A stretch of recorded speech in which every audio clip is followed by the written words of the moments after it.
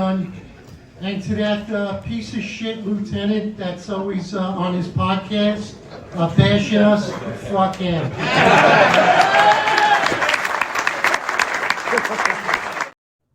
All right, everybody, welcome. New York's finest for Tied and Unfiltered podcast. We got a great guest with us. I'm personally a big fan of him. We got a comedian. You guys know him as Shaolin's Funny Guy. His real name's Nicky Santora. He's from straight out of Shaolin. He's got the Shaolin versus everybody shirt on right now, staring at us. You know, as always, the best borough in New York City. It is. I mean, listen, I came from Brooklyn in my teens, and I love Staten Island. You know, it was a totally different environment. I loved it. Best borough, baby.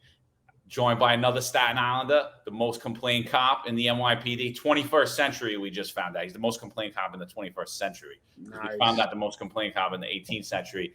Eric S. Dim. Eric, what's up, my brother? Oh, outstanding. What a pleasure.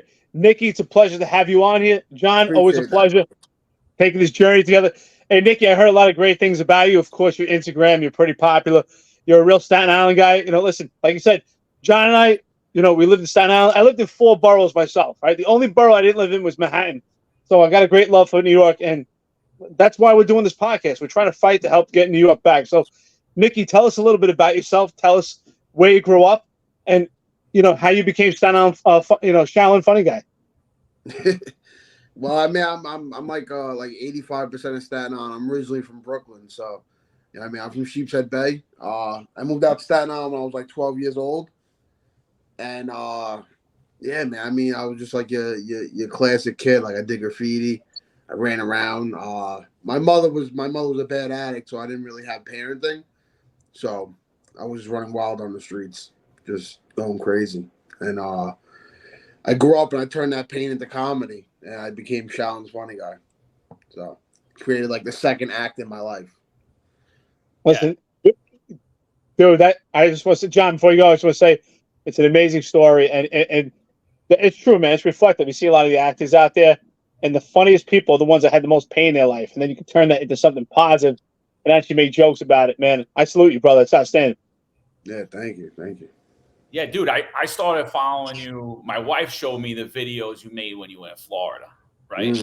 So then I had just got on social media. I just got on Instagram, so I started following you. But I really took hold when you really started telling people about your life. Yeah. And I was like, wow. I was like, this kid's got a real story, man. This is like real, you know, it's real. And you know, I appreciate that, man, because, you know, in this world, everybody's so fake and so phony, you know, especially on Instagram. Oh, this is me. The life is great. And, you know, you bring out laughter and you bring out you bring out like the best in people, but at the same time, you always reflect the reality of who you are. You know, could you take us back to childhood a little bit? What neighborhood specifically did you grow up on Staten Island? Village Greens, Arden Heights. All right, so I was an anti-crime cop there. I was chasing kids up that hill back there. Oh, wait. Do you remember a guy named? Wait, am I allowed to say names on here? Sure, why not? Go ahead. What was his name? Oh man, he drove like a maroon Crown Vic. And he used to drive it up the steps there on Nedra Lane. Oh, man, what was his name? It's probably John's partner. Yes. I forgot his name, but he used to come around every weekend and bust up balls. This was back in like 2005. Yeah, 2000. Yeah. I don't want to say his name, but I know what you're talking about. Yeah. It was, Yeah. And then I'm sure you know Lieutenant Schneider, right? Lieutenant Schneider, I know the graffiti lieutenant. Yeah, Ranieri, Sergeant Ranieri, and all that. Yeah. I wasn't a big fan of that unit though. That was one unit I didn't.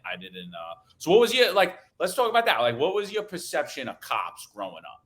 I mean, I always had a respect because my uncle was a cop, and people I grew up with, their parents were cops, so I was never anti-cops. I just didn't like getting caught when I was out doing the wrong thing, But I was never I never looked at it like me versus the cops. I looked at it as me doing the bad thing, and now I got to do my best to get away. You know what I mean? Yeah. But when a cop caught me, it was like, I can't be mad. I did the wrong thing. I mean, I never hated a cop for doing his job. No, yeah. Yeah, Well, but how about it was this? like the same thing. I mean, like riding dirt bikes, running from the cops when we were younger, and like, you know what I mean. That's But awesome. it was like a different climate back then. It was like even if you got caught, you still showed respect because you hope that they would like show leniency to you or something like that. You know? Do you have tell us do you have an experience where you actually got arrested or you got caught where you actually had a good laugh with the cops? Because John and I talk about this, and before body cameras, we used to have a good relationship, and at least in our opinion. And even sometimes when we're making arrests, we would still have fun. I mean, even the perpetrators would be laughing at us sometimes. We do have those experiences. Do you have something like that you could talk about? I see you smiling. So there's Yeah, definitely because something. when Lieutenant Schneider arrested me when I was like 13 years old, he arrested me in a taxi cab. He was driving a taxi cab around Village Greens, and I tried running, and it was funny because I was very heavy back then, and I was short, and they chased me through like Avon Park and Village Greens, but they were driving a taxi cab, and it was just we were laughing about it because he was like, "You didn't think it was me." He's like, "We pulled up, you thought we were just a taxi." Because they pulled up and nobody ran. We just sat there at the steps, and then they all jumped out of the car. We were like, "Oh shit, it's cops!" So Yeah. yeah, I Hey, always listen, joke about that because I got arrested in a taxi cab. So what year was that? I'm just curious because we're talking about the body cameras. What year was that? That was 2004. No, 2005. Okay, so hey, right. This is yeah. young. This is way before we got body cameras. It definitely reflects on what we're talking about here. I appreciate it. It's a good story. Yeah, but it was just like but cops were different back then too. You know, it was like it was cool. Like I mean, like you get caught, you have like a little bag of weed on you. They throw it down the sewer. They give you a lecture, go home. You know, and now it's like everything's like robots. But they have to be that way because you have to say certain things and act certain ways. And but I was a big fan of stop and frisk. I was a big fan of Really? that. Yeah, I was a big fan of that. I mean, no. I'm a big fan of it now. Not Back that. then, I definitely was not a big fan of it. Yeah, of course. Yeah, of course. Yeah. No, absolutely. I listen. I was always hanging out in the park. I mean, that was the Giuliani era, turning into Bloomberg era, and that's it's broken windows theory. Like the sun creaks down, you're in the park, the cops are rushing in on you. I personally didn't know any cops, so I didn't like them. I was like, I don't get it. I was only until I started working that I like understood. I kind of understood. I was like, you know what? Who the fuck wants a bunch of kids sitting in a park drinking 40s, smoking pot, blasting music all night when the guy across the street's got to go to work? So that's when I started to like understand cops. I never hated cops. I just thought they were ball breakers and they went after the wrong people, especially on Staten Island because I grew up in Dungan Hills. It wasn't violent crime. There was crime, but it wasn't shooting, stuff like that. I'm like, go where they're shooting people. Like, leave us alone. Yeah. Yeah, I know. So Nicky, so you're a bad kid, not terrible kid, but you're a neighborhood kid. You're a street kid, right? What drives you to become an auxiliary? Like, why'd you do that? Well, because I was in foster care, so when I was after my mom passed away from a drug overdose. I found her dead when I was 15. So after she passed away, I went into another foster home where the ladies I lived with, they were like more comforting, more pushing me towards the right thing, and we were at the back to the beach at Midland, and they had to stand in the auxiliary, and she was like, "Why don't you talk to him? We're talking to him or whatever." And she was like, "I'll buy you a little a Vespa scooter. You can get back and forth to Patrides for the classes." And I was like, "Yeah, I'll try it." And I just got into ROTC. I was doing good in school at that point, and I went for it. And I was like, I want to become a cop, and I was doing it, and then I wasn't doing it. So there was a point in your life you wanted to become a cop. I mean, it's quite interesting. Yeah, no, I was gunning for it. I wanted it bad. I mean, so we can say for the most part, you've had pretty good experiences with the cops. I mean, that's pretty much what I'm hearing. But when you're at your days, have you had interactions and tried to evade the cops? Obviously when you were doing different types of drugs and stuff. John and I talk about this, right? Because John's pretty, vocalized and adamant, and he's pretty upfront talking about his arrest history, and he was arrested twice in the past. So, being here, you were a kid running around. Did you find that your interactions with the police were were different than black kids would have? Would you be able to? Do you know of other black kids having stops with the police in situations like you are? Do you know if there was a difference? Did you feel it? Were you aware of any type of difference? To be honest with you, when I was growing up, like we didn't look at skin color. Like it's like now it's like everything's about color. Back then it was like if a cop was fucking with you, it wasn't because of skin color. Like it was like I don't know. It's just like maybe it's because where I grew up, like I had black friends and just like even in Arden Heights on the South Shore of Staten Island, people say the South Shore is very racist, but there's a lot of black kids from the South Shore of Staten Island. There's a lot of black police officers, like, and I feel like race wasn't really a thing. And it's kind of weird that I'm saying that as like a 30-year-old that like there wasn't no racism really when I was growing up, but now there is. Like it's. But I mean I can see what you're saying maybe because. Also, I'm not from the North Shore of Staten Island, so I know that the North Shore is a lot different. It's a different area growing up, like different crimes, different police altercations and stuff like that, and situations that you could be placed in. But where I grew up, I didn't really see anything different as to like race or color. No, that's fine. I mean, I always said the same thing, dude. I grew up idolizing black men in sports. I'm a big fan of Wu-Tang. I'm sure you're a fan of Yeah, Wu-Tang. I used to wear my basketball jerseys backwards and my Jordans, and I wanted to be a rapper until I was like 20 years old. I was going to be a rapper. Right? Like, and that's and then it's like all of a sudden, you know, race is like such a hot topic. And I'm like, I didn't really think about racism either, like growing up at all. I mean, I started hearing about it in 2008 when we elected Obama. Like that's when race really came on the mainstream. And I was already a cop at the time, and they were already saying like, "Oh, cops are racist," and I'm like, "What the hell are they talking about? Like, we're just going after crimes, you know." But I really, you know, I'm really sorry what happened to your mom. I know, like my mother died when I was a kid too, not from a drug overdose, but it was a very traumatic experience for me, and I spiraled from it. But I had like my two older sisters to like kind of bring me, you know, like mother me basically, you know what I mean? And my father was there. He was, you know, so it was weird. So I appreciate you, like, I appreciate you bringing that out. That's a pivotal time. You're a young kid. I'm super sorry that happened to you like that. Yeah. You know what it is too, like and like you said before, like you notice a lot when I started opening up about my life. Like I was never really open about my life because like I always felt like I always felt like people would feel bad for me, and like I didn't want people to think like that was my objective. And then also like about like the drugs and all that, I always stayed quiet because I felt like if I showed people the person that I used to be, they'll look at the person I am today differently, you know? Because like to be like Shay Fo, like yo, I was a real like piece of shit like in my 20s, like before I got clean and all that. And like I always think like if I opened up about that and told people like the drugs I did or the shit that I did on the street and stuff like that, that they would look at Shallon's funny guy different if they found out who like Nicky Santora was. And then so I just started putting page, and then like I started getting reactions like your reaction, like people were like, yo, thank you, like you like opening up about it. Even like my mom, like that stuff I hated doing because like I hate like to me it's like awkward like when you just say that, like, you know what I mean, like I found my mom dead and then people like, oh, and it's like, so I never did it, but then it's like, yo, it's part of my story. Like if I'm gonna tell my story, how can I leave that out, you know? Yeah, dude, I appreciate that you're honestly telling your story. That's what people want to hear. People want to hear your story so that they can relate to you. That's why I think this podcast is really growing, is because John and I had our boots on the ground. We were New York City kids who became New York City cops who could tell New York City stories, so people can relate to us and people can relate to you.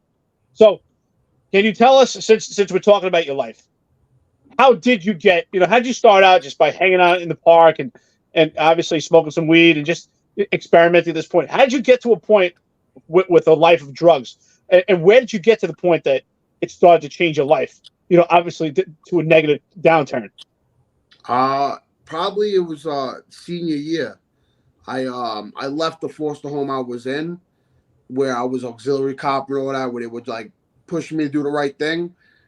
I left there to chase like my first love, and then I was like, I'm gonna go. I'll be homeless if I have to. I'm not gonna live in a house where they're not gonna accept my relationship. And I threw it all away, and I started like couch surfing. And then it was at that point where I hit a low, and I was just like, Like, why not? And at that point, like, I never did like pills or anything like growing up, like, because my mom was always my example. I always looked at that and was like, so I always just like smoked and stuff like that. But senior year, that's when I did it for the first time, and it was just like a light bulb turned on. Wow. Yeah. Yeah, I mean, if you don't mind, what was the first? Was it pills? Yeah. Well, like the first pill I did, it was like a Percocet, like a blue. It was a perk, yeah. It was Yeah, like a blue, like a perk yeah. 30. Because so I was a young cop at that time. I was doing anti-crime like right like early 2000s, and I looked at you guys hanging out as me and my friends when we were kids, right? I was like, Yeah. they're just dumb kids. I did the same shit. We hung out in the park, drank, smoked pot, move on. But you guys had this added element of these very addictive pills. And Yeah. I watched that whole neighborhood, not just your neighborhood, but all No, the South Shore of Staten Island. And really, I mean, across the whole city, your generation of males, particularly, and even some females I saw got caught up, but mainly males get caught up with this, where they just didn't make it out, man, because they just went from that to heroin to all of that. How many people that you hung out with went that same path? yeah, I could fill up shoe boxes with mass cards. Like I tell people all the time, like I'm not from like the areas where like people lose friends to like gang violence and street violence. Like, but on Staten Island, we lose people to drugs all the time. And it's like I look at the same way. Like, I mean, growing up, you lose so many kids, friends that you were best friends with that just and it's crazy because it's like they died doing something that you did also. It's like it could have been you. And it's like to see that, like one day you're sitting next to somebody and then the next day they're gone. It's nuts. And like you said, my generation, I feel like the internet and opiates like ruined my generation. Like if it wasn't for that, I feel like that's what did it. Dude, I was shocked to see this. My first 5 years on the job, I worked in the 120 precinct. So I worked in Staten Island also. And I guess growing up, I was really into sports. And I didn't really know too much about. I really did not know too much about drugs. I wasn't around it much. I was really into sports. I mean, I grew up in some rough areas, but I really stayed away from it. But I remember working in the 120 precinct, being shocked, like, wow, I lived in Staten Island, now working there, and I responded because when you're new on the job and someone overdoses or someone dies in the house, when you're young, you stay with the person until the morgue picks them up or a funeral home. And I mean, I could count, more than two hands numerous times of going to houses where someone overdosed. I mean, young. I'll never forget to this day. I remember this girl. She must have been about 17, and she overdosed. I just couldn't believe it. It really opened my eyes. I was shocked that all this drug use was going on Staten Island. I knew about the violence. I lived in Stapleton. I lived in a rough area, so I knew about the violence, but I didn't know about the drugs. And I was really surprised to see it. And thank God that you're okay and you're alive to tell your story, man, because so many kids didn't have that opportunity. And I don't know what the percentage is, but I read sometime there's a pretty high rate that once people are addicted to actually come back to a normal life, it's the expectancy is not too high. So how did you during this time of feeling down, like how did you decide like I got to turn my life around? I mean, did someone else die in your life? I mean, obviously losing your mother, which is extreme pain, but what was the turnaround for you? To be honest with you, it was like the 12-step fellowship programs, like AA, NA, PA. I started going to meetings and I started networking with people, and that's what got me because I never went away long term. I always went away 30 days, 30 days, 30 days, came home, and I met this guy, and he vouched for me in this program called Dynamite Youth Center upstate. And I went upstate for it's long term. It's a 3-year program, so I was upstate for almost a year. And that year being away, I think that's what I know saved my life. And then after that, I was never the same. I came back and I was still kind of bouncing around, but I was never able to like go back to the person I was before that. And then within 2 years of being in Dynamite, coming home, I was homeless, and I gave up. I was like, I'm done. I can't do it. I once I saw that there was a way out, I wasn't able to successfully be like that hopeless drug addict anymore. You know. What advice would you give to young kids now to not go down that path, like to avoid any type of pitfall? Just talk about it. If you're doing it, then I like. If you're already doing it, then I say talk to people who've done it and just get firsthand experience wise.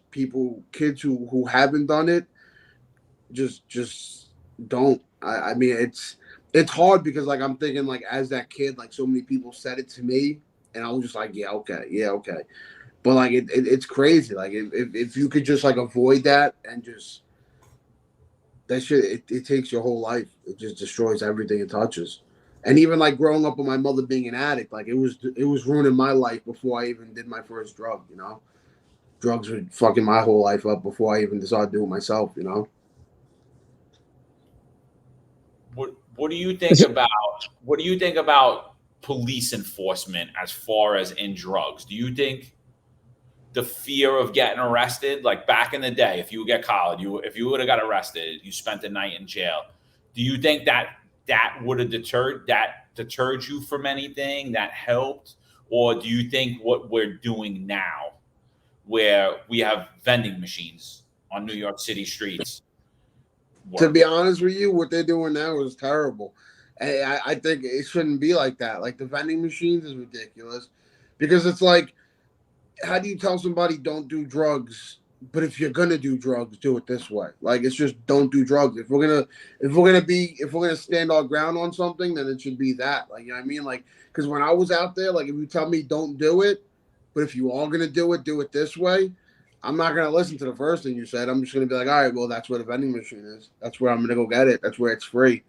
But like back when like I was younger, like I remember when you got caught with like drugs, like I know Judge Myers on Staten Island was very firm. Like I mean, mandated programs, and it was you go to the YMCA mandated inpatient programs, but there was also more programs available. Like there's not a lot of programs available right now. Like they closed down detoxes, they closed down rehabs because of COVID, and a lot of these programs never opened back up. But it's like, but they're finding funding for programs for like safe injection sites and vending machines. It's at like that. That's where my problem is because people like it's harm reduction and it's this and that. It's like that's cool, but why did we get rid of the thing that was working? Why did we get rid of what was working to find something else that's not working? When I know everybody I know who got clean off drugs was because they went to rehab. They spoke to people who came to the rehab and they were going through the same thing. And there was a community where people helped each other. Now it's like they destroyed that community and they just want people to they're trying to teach us to like safely do it. That's how as an addict, that's how I look at it. You're trying to teach us how to be function, like how to not die, like just to stay around long enough to just keep living off the system and be drug addicts, but don't die. That's what you care about. Like you don't want us to die, but still be a drug addict. That's how I look at it. That's a good point. You put it. You know, I'm glad you mentioned that because I thought the same thing. Right, I was working my last 8 years of the job as a special operations lieutenant working in housing in the South Bronx, and I'll never forget. So we would meet with politicians. You know, my community officers. One of them that was big that they would meet with Salamanca, and I know that they would come back to me, the community affairs people, and say that they don't want us to arrest out of situations, and they were trying to find these different social services. And in St. Mary's Park, where you would have families, and on the weekend you'd have barbecues and things. That's another problem that's coming up right now, barbecues. But we'd have all kinds of family functions, and we would find a lot of guys in the park shooting up, doing drugs. Right? Obviously, we would look for guns, but we'd have my other units lock them up. But they didn't want that. So they came out with these boxes. They had like these receptacle cans so that people can, shoot up comfortably and just throw in the receptacle can. And this was the ideology. So I feel like it's the same thing. I feel like they're not trying to help you. They're just kind of like, let's just give you like some pain medication to like put a Band-Aid on it. But they want to keep you trapped in that. Because if they really wanted to get you off drugs, why did they send you to a program like you did? Because, right? I mean, right? If you have if you can't stay away from bad foods and you keep getting heavy, right? Would I keep a refrigerator full with bad food? Right? I would put healthy food in there. I kind of think it's the same thing, So I'm really glad you brought that up. Because there's one other thing I wanted to mention, right? I noticed throughout the years, the problem was you said you went to some of these short programs before you went upstate, that they're too short, not enough time for you to actually rehab. Is that true? Could you speak on that? Yeah. I mean, from experience, like the 7-day detoxes, that's not enough. You got to go to a program after you like people who detox. You come out of detox, you're still detoxing, so you can never just do detox. And I feel like the 28-day programs, that 28-day, like the fog is just clearing in your brain. You didn't do any work. Like me personally, the long-term treatments with the therapeutic communities, like one-on-ones with clinical aids and all that, and group sessions and all that, that's what changes you as a drug addict. But also that was like back in the day when they were harsh on you and they mandated you these programs, like they forced you to help yourself when you didn't even want to help yourself. Now it's like if you're a drug addict and you want to go to rehab, they don't force you. It's like, but that's, how many people I know who say, like, if Judge Myers never mandated me to that program, or if the courts never mandated me to that program, I would have never got my life together. Because as drug addicts, we're scared of jail. We don't want to go to jail. We're not tough enough for jail. So that's the last thing we want to do is go to jail. So whenever Myers would be like, boom, 90 days in St. Christopher's upstate, or you go to jail, boom, you do 90 days. And a lot of those people, they started those 90 days and they stayed because they're like, I don't want to go to jail. I want to go to jail. And then they ended up changing their life. And that's where it changed. Like, you need like that harsh, like, it's crazy. It's I'm jealous of people that are your guys' ages who got to like experience life when it was normal and like have like normal times. Like, I just feel like it's just like, I guess, it's weird that you also said 2008, because not to even like make this political, but I feel like life went to shit after 2008. Like, I feel like everything changed after 2008. Like, I feel like it's like we've been in a different world ever since. Oh, that's because it did. It sure did. Right? When Obama said it's time for change, divide and conquer, it was just change and divide. That's it. And it's the new world. When and then they started showing sympathy to people who were killing cops, like, but they have a valid, like, like the message, like there's no message, like nobody should be killing anybody, like it's just. I should get into politics. I call myself the mayor of the South Shore, and people laugh at me.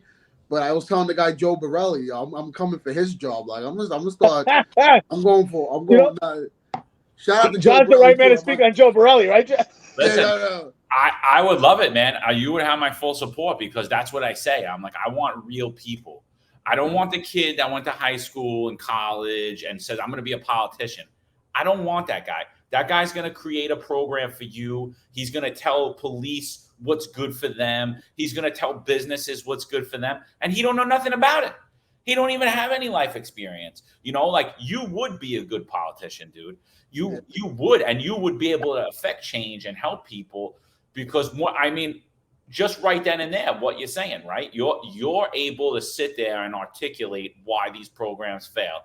They're either too short. They're too short. That's it. The 7 days way too short. The shortest it should be is 28 days, and then there should be something after that, because, like you said, you're coming out of the fog, and now you gotta step in there. And the same way with this harm reduction, And I always said, like, I have cousins that got caught up. I got nephews that got caught up. I got my brother-in-law got caught up. I got a bunch of people, a bunch of my friends that were even my age that got caught up with all this shit, started taking pills, even though when we were kids, they weren't around, right? And they got caught up. And the thing that changed them is the low point of when they were facing jail, And they always said to me, one of my friends in particular, very positive guy like you, affecting a lot of change. He said that that's the moment that changed his life, when he was facing jail. He had been arrested a bunch, and he was like, what am I doing? I feel like a fucking loser. Like, this isn't the life that I should have had. This wasn't the life I dreamed of when I was a kid.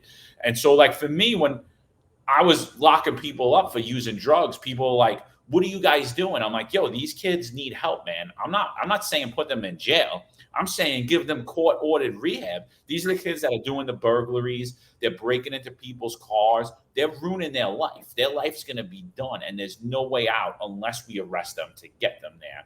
And now we see you could shoot up in New York City and nothing happens to you. It's not even a crime. The cops can't do anything to you. We got people with needles in their arms living on the street, and you're telling me this is harm reduction? To me, I personally believe that leaving someone in the street without the police locking them up to get them court-ordered rehab is putting them on a pathway to hell.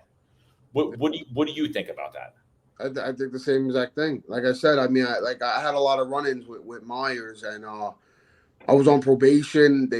I've been mandated the programs where it's like, I remember sitting in the program like, yo, the only reason why I'm staying here is because I don't want to go to jail. Like if I split from this program, I'm going to end up going to jail. I didn't think like if I split from this program, I'm going to upset my family or this person's not going to talk to me ever again, or I have nowhere to go if I leave here. It was never that thought. It was, if I leave, they're going to send me to jail. And it's like the fear of jail, it helps. And it's just, it's like, I don't know. I don't know why they changed all that. I feel like it was like, I mean, I get why they changed it because people probably complained like, oh, they're being too mean and they're too harsh and all that. But they need to be like, it's not, I feel like as like an authority figure or like that kind of job, you can't be lenient. Like you have to be one way. There's no like, I mean, you just have to enforce the law. It shouldn't be like, all right, well, if they're not hurting anybody, just put like needle bins in the park. Let's help them not hurt people and this and that. And it's like, you're just helping people kill themselves. That's all you're doing. You're not helping them help themselves. You're helping them get worse. There's no solution to that. I agree with you. I think sometimes the only way to help people is to actually, because they can't help themselves, right? When you're doing drugs and you're addicted and you're on that path, I mean, honestly, the drugs own you. You don't own the drugs. They own you. So, right? So we need to step in and help you. And that's why, John and I talk about this all the time. The social services sounds great. It sounds all kumbaya. It sounds great. But the reality is we need to forcibly and involuntarily make people like, listen, here's your choices, kid. You're going to jail or you're going to this program. And like you said, you didn't know about what's the outcome of it, or you weren't thinking about, wow, I'm going to get better in my life. You just figured, I don't want to go to jail. So they made the decision for you, but it's the best decision. Right. We don't want people sitting and rotting in jail, but sometimes people need it. So did you have any experiences where did you spend any time in Rikers or any times in the bookings where that at that point you knew, okay, I don't want to go to jail? My story is crazy because I got my shit together in 2016 and I was on probation for 3 years, but I stopped going. I stopped reporting because I was doing the wrong things and whatever. And then the whole summer of 2015, I was homeless. I didn't report the probation all summer. I was running wild, getting high and all that. And then I met my wife. I got clean. What was it like? It was July of 2016. A year later, I already had almost a year clean. They came and arrested me in my job, and they sent me to Rikers for 30 days for violating probation and all that. So like I was clean. I was getting my stuff together. I was in front of the judge pleading. I'm like, please, please, please. And he didn't want to hear it. And I understood why he didn't want to hear it. So many times I went in front of Myers and he just slammed it. He offered me 30 days and I said no. And then he remanded me for like 35 days just to really give it to me. But, I deserved it. I definitely deserved it. But it was just crazy because it happened after I had got my life together. But like even being in Rikers, like I came close to relapsing. Like it was crazy in there. But it was like I was trying to do the right thing and navigate through that. And but I didn't let that break me. I came out and I kept doing the right thing. But no, I look at that like that was the karma for my past. Like I had to pay for it after I got my shit together. People tell me all the time, like, what do you think, probation just went away? And it was like, I don't know.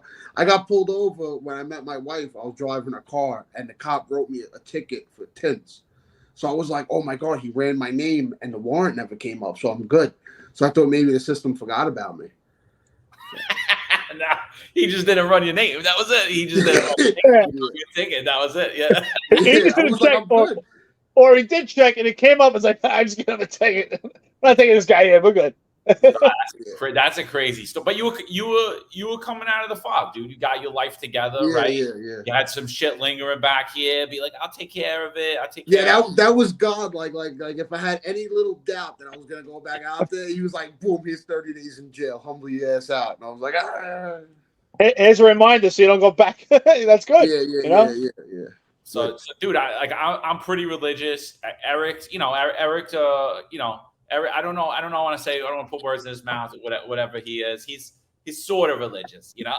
I'm very I read the Bible. What's your take? Are you a religious person? Are you spiritual? Do you read the Bible? I mean, I probably consider myself spiritual. I mean, I believe in God and all that. I got my communion, my sacrament, my kids. My son's in CCD. Like, I'm going that route and everything.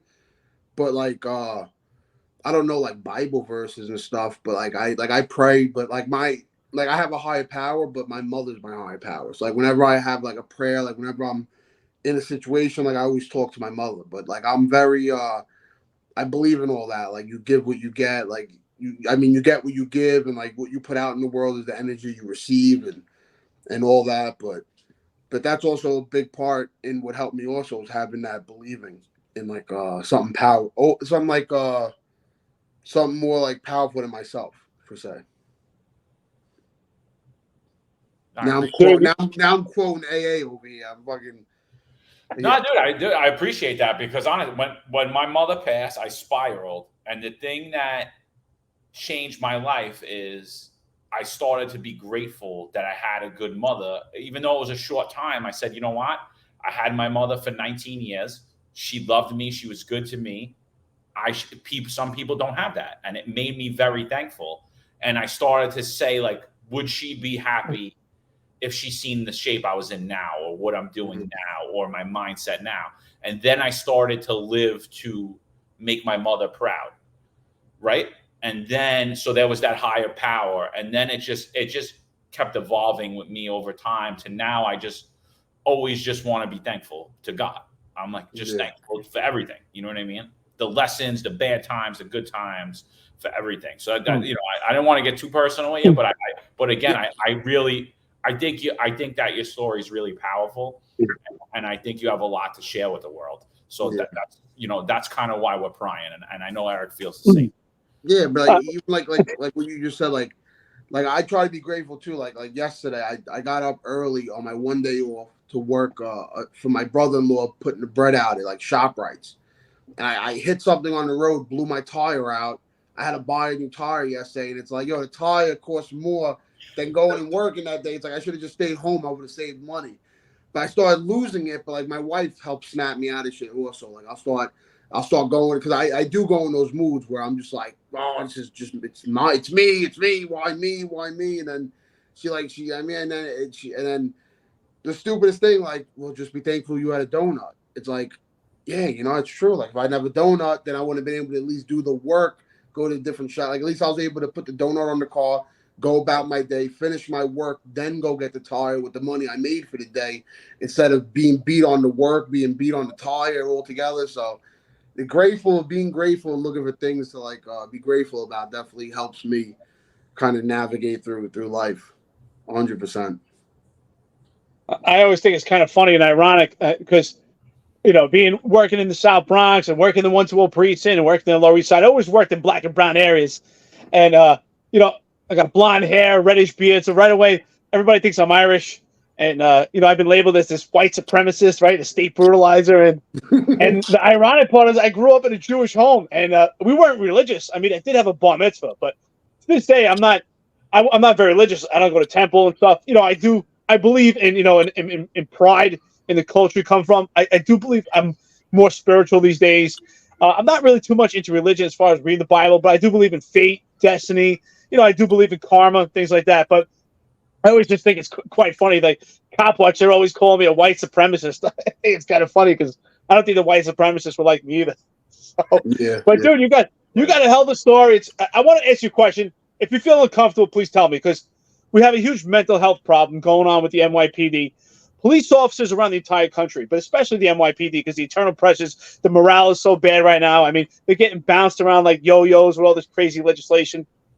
And unfortunately, we have a big suicide problem. Yeah. Did you ever have times that you wanted to, or did you ever attempt suicide? While Uh, you're on drugs? I mean, yeah, yeah. I was, I mean, I was very, very, I guess, like, I don't know, like it was always like my way out. Like I would always like when I was doing really bad before, like, I got arrested in 2010 for grand larceny, possession of stolen property, the sale of stolen property, um, and when everything was the cops were looking for me, there was a detective at the 122 looking for me, and I remember I was at the Eltonville train station, and I was gonna jump in front of the train. Like I was there to do it, and I remember one of my friends was in rehab at the time, and he called me, and this is why it was God. Like this kid called me like while I was at that train station, and I just opened up on the phone and told him what I was doing, and like he started crying to me. I started crying to him, and like, I walked away that night. Like I went there with like with that one intention because when I was doing my thing, that was always my thing. Like if I get caught, I'm just gonna go out. Like I mean, I have no reason. But with mental health and all that, I was diagnosed with PTSD. I was diagnosed with major depression. But even like that, I don't really talk about on my page. But I'm big into mental health, and like I believe in therapy. I believe in talking to somebody. Very important. And I see a lot of young people, like you said, like I see on the news, like a lot of these young cops, like one kid was from Staten Island, like not that long ago, and it's upsetting. But I could tell because it's probably the job is probably stressful as it is dealing with behind the scenes shit. Like God knows what cops go through behind the scenes in the offices and in the precincts and shit like that. Like the morale and the way you're treated on the streets. Like, and then you guys, they don't get paid enough. They definitely don't get paid enough. I feel like firefighters and cops definitely don't get paid enough. But mental health that's a big problem right now. But it's that with mental health, I feel like they're trying to fix it by doing stupid things like vending machines and shit. Like that doesn't help. Like how about why don't you open up free therapy like communities and like community centers in these areas with like free free like people don't even have health insurance. Like me, I have health insurance where I came in, how hard it is to find like even like stupid things like my teeth, trying to get my teeth fixed from like all the years of mistreating myself, like but then it's like all this money's going towards this. It's like, what the fuck? Like, it doesn't make any sense. Doesn't make any sense at all. Dude, honestly, I keep saying like this harm reduction, we grow drug addicts. We're growing drug addicts and we're keeping drug addicts down. We're not helping them, like you said. And I think, and I say the same thing about crime. I say the same way that we're doing the policies. It's almost mirrors the drug epidemic, like what we're doing there. The same way we're going towards crime. We're not helping people that are career criminals that aren't addicted to drugs. We're not helping them either. Like we removed consequences and we're telling people, yeah, just go out, be a shoplifter, do this, don't worry about it. Everything's fine. And we're growing criminals. We're growing criminals under that policy too. What do you think about like the article just came out about Staten Island? The crime is through the roof. Murders are up 120%, robberies up 60%, burglaries up 40%. Like, what are you seeing in Staten Island? Like, how, like what, and like when did you know it? Have you noticed a change, and when have you noticed a change? I honestly I noticed a change when they started telling people that they could steal up to $1,000 and like not even get in trouble. Like me, if I was still a drug addict, like I'm robbing everything. I'm just gonna make sure it's under $1,000. I'm gonna go from store to store, and like I'm not gonna get in trouble for it. And it's like, and kids walking around with guns. You have more kids that they're more safe. They feel more safe to walk around with guns because there's less of a chance of getting caught because a cop's not going to stop somebody for no reason. He has it on his mind that he doesn't want to get sued for stopping somebody in a minority area, and like so they got more kids more comfortable to carry guns. They have an altercation on the street. More kids that are more incentive to pull out a gun and start shooting. And these kids are young. I mean, like the 13-year-old getting shot in the playground on Staten Island, 15-year-olds getting shot. Like it's all about policies. Like the policies are the root of everything. Like it's like even when I was doing graffiti, like I was scared to walk around with spray paint on me because of the stop and frisk. If I looked suspicious, It's 11:30 at night. I'm 15 years old, walking around with a book bag and my hood up. Obviously, a cop's going to stop me and search me because I have something on me. That's what stopped me from doing it, was being scared of, no, they're still going to stop me. Even though I'm not doing anything wrong, if they look at me, they're going to know I'm doing something wrong. Like, that fear is needed. But, like, I feel like the fear is not there anymore. Like, now, like, the stealing. Like, it's like you work at a store, and it's like they tell it, like, at the mall. Like, if you work at Macy's, like, you're not even allowed to say anything to anybody who's stealing. Like, the policy is to back up. Like, and just back up and call your manager. Like, what? Like, there's people, what is security for at the door? Doesn't make any sense. Well, it is backwards right now. It's completely upside down. It's exactly what you're saying. If there's no consequence, there is no fear. We all have fear because of consequence, right? So, if you know that if you're going to shoplift, right now the mayor's crackdown plan on shoplifting includes that your first offense it is not going to count. But what is your first offense? I mean, do you have to, steal something 100 times and get arrested? And John and I were talking as we laughed at it, but it's true. Like, if I told you, like, listen, Nicky, listen, let's go out and shoplift today, but this one's not going to count. I'm not stealing a toothbrush. You and I, we're going out, we're stealing a freaking Rolex, right? Yeah. It's something big, Yeah, it's like a free pass. Like, I mean, that's what they might as well call it. That. Forget about first offender off the hook. Free pass. That's exactly his first one's on us. So I'm gonna call Nicky and John. But yo, listen, dude, we ain't going to Dunkin' Donuts tonight. We're going to get a Rolex. Like, we're doing right. Yeah, and then when I get out of jail, they'll give me free tickets to go to a Mets game, so I'll be all right. Exactly. I'll be good. At least it's almost an incentive to steal. You get to go see a game. Hey, how'd you see the game? I stole something. It's crazy. It really is. It's insane. It's just everything is just different. Like the world is different.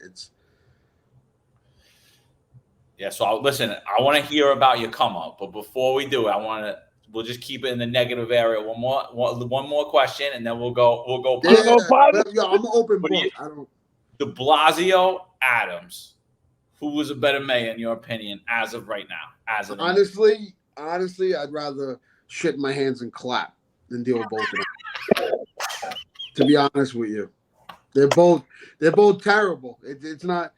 It's De Blasio was just like an arrogant idiot, but it's like Adams is like this guy like hanging out with like rappers and shit, like going to like parties at night and stuff like that. It's like, bro, what are you doing? And then like I'm an exterminator, so I know like pests and all that. He hires some lady who has no idea what she's doing. And then they change the garbage times. It's like, bro, the rats are just going to come out sooner now. Like, that's not doing anything. Like, it's not like their policies are retarded. Like, there's nothing they're doing. There's the schools, their garbage is pile up on the side of these schools. There's garbage everywhere. Like, why don't we find containers for that? Or like, there's certain things they can do that they're not doing. I feel like they purposely just don't want to do their job.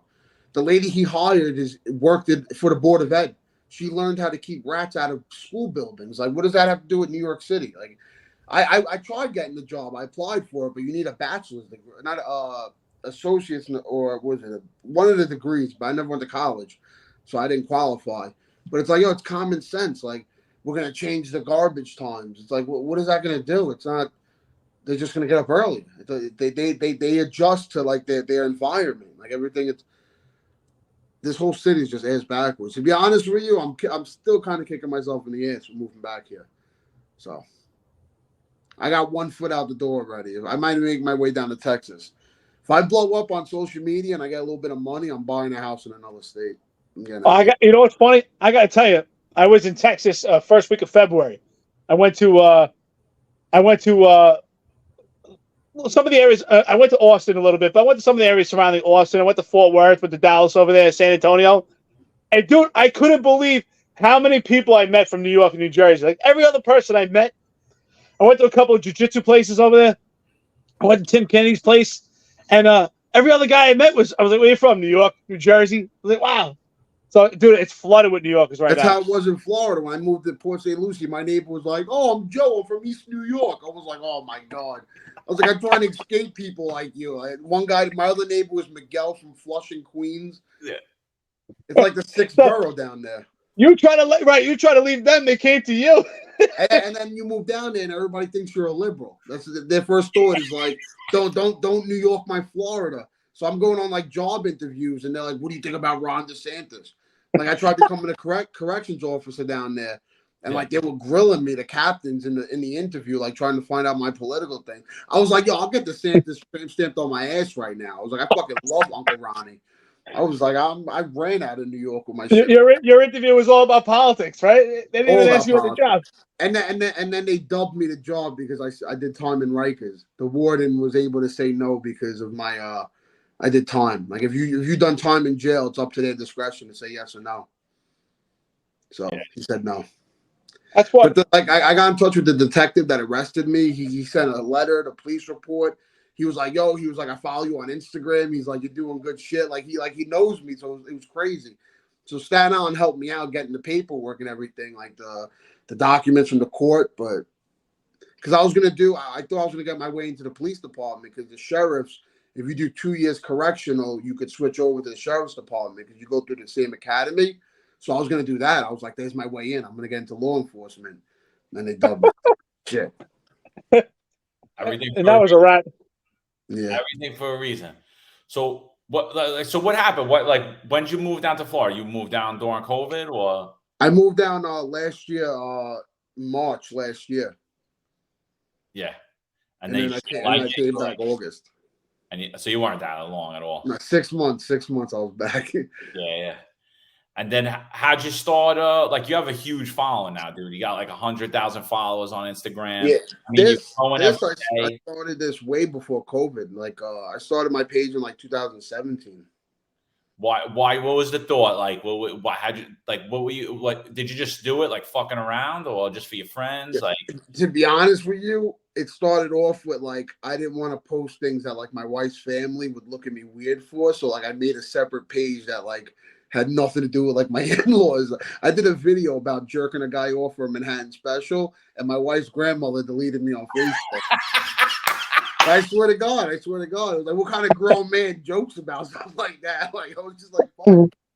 Yeah. I didn't want to be judged anymore, so I made like my own little page. And then at first, like I wouldn't put my face like at the profile picture. It was just a logo.